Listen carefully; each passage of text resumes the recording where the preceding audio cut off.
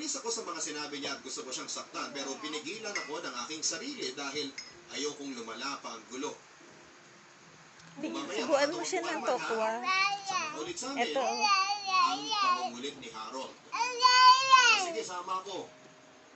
Ang sabi ko naman dito para hindi na mag-asar pa. Wow, Kung sarap sabagay, naman.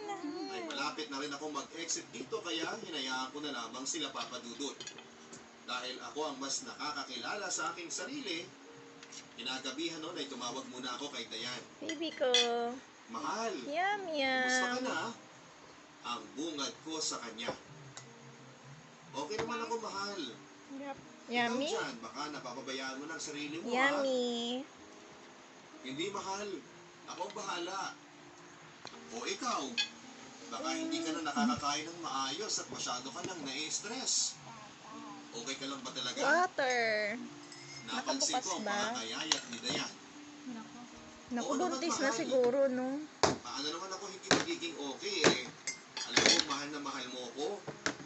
Ang sagot naman nito na nakangiti sa akin. Sarap ng ulam namin.